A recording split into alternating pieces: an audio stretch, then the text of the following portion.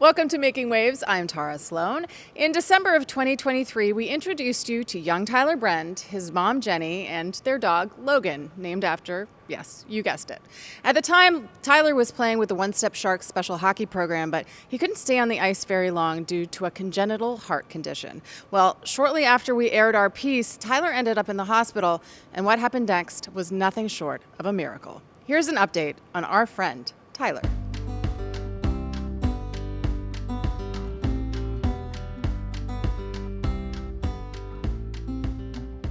Since we last saw you, just maybe take us through that. We have been really busy. About a week after you guys had taped that last special, Tyler was admitted to the hospital, was waited for quite a bit of time, and received a heart transplant in March. So Jennie, at that point, so Tyler was using oxygen. I mean, how much was he sort of struggling to get around? He was really, really limited at the time.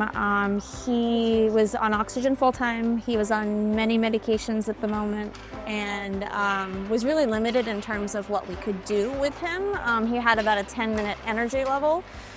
He could maybe skate 5 to 10 minutes, and then he would lay on the ice and be like a little bit of an icicle for a while, and then we'd get him up again, and then he'd do a little bit more. But was really limited and was using a wheelchair most of the time. You had to sleep with your oxygen on. Now we're not doing that. It's been so much easier because he's not tied down. He was even skating with a backpack with an oxygen tank that was inside of it. So there was a lot of kind of adaptive measures we were taking to make sure that he got to do the things he loved to do. But it felt a little risky at the time. He was so sick that we didn't actually know if he was going to be even eligible to receive that heart transplant because he was so sick so quickly. And we didn't actually know if he was going to be able to recover from that. We did a lot of testing. We did a lot of making sure he was stabilized. We started him on milrinone, which was a drug that helped his cardiac output, which actually made him feel better almost immediately. It was within 6 hours, which was really impressive to watch. The dog even had decided that he felt better and relaxed and all of that. So the dog was knowing that something was going on as well. And then he was listed in early January.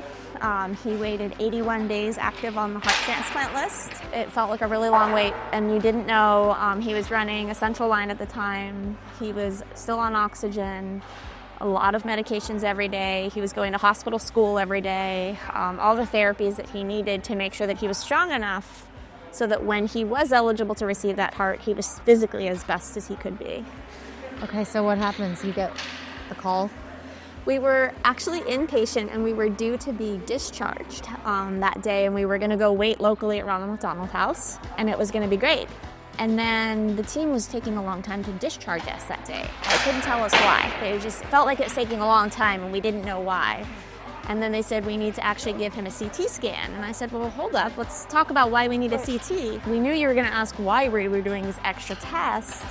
It's because we're entertaining the offer of a heart. So they were looking at it, deciding if it was going to be a great organ for him because there's so many factors that go into it. The donor's family actually was really amazing, and they gave us the gift of time also. So we did not have to rush this process. They said to take as much time as we needed to decide if that was going to be the right organ for him, which was really exciting, really emotional, really heartbreaking in the same time, but he was excited. Yeah, they took your old one out and they put a new one in. What did they do with the old one?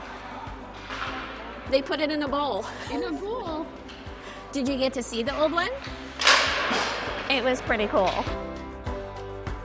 So he had his transplant on March 27th. By April 1st, he was playing April Fool's jokes on his nurses. So it's 3 days later, and he's playing jokes on everybody in the unit. Within a week, he was up and walking and hiding behind the elevators to jump out on family members to surprise them. And he was actually discharged after 13 days. So is that normal? It's not normal. For his particular type of surgery and the type of heart he had going into it and then coming out, the average length of stay was 40-something days. And within 13 days, he was like, I feel great, let's go, let's do the next thing. He went into the OR asking when he could play hockey. And they said 6 months, and 6 months and a day, and he's out here playing hockey and living his best life. And he can skate now the full hour of practice, which is amazing to watch. And he just did it right away, and we thought he'd have to work up his endurance a little bit, but he's been working really hard over the summer in physical therapy and swimming and all of that. That's incredible. And yeah, he skates the full hour every time now. He comes off happy and sweating and just looking like everybody else, which is really incredible to watch. So in terms of, just every aspect of his life, maybe just tell me a little bit about how everything has changed. Now then the oxygen is easier. He's done with oxygen and now it's easier. Yeah. That makes sense. That's exactly it. Yeah. Jennie, how are you? I got a little bit more gray hair. But we're doing really well, and we're really excited to see how many more things we can do now as a family, and just give him the opportunity to make some amazing memories. Definitely thinking always about our donor family and knowing that they're probably having a really challenging moment of holiday seasons because this is their first get out. But I hope, if this makes it to them ever, knowing that they've given us a holiday we didn't know we would have with this child. Yeah. And seeing him vibrant and full of life and doing the things that he loves to be doing, I think is pretty magical. We wanted to let you know that February 7th through 14th is Congenital Heart Defect Week, and April is Donate Life Month. Please go online, do some research. There are lots of resources out there. Awareness is key.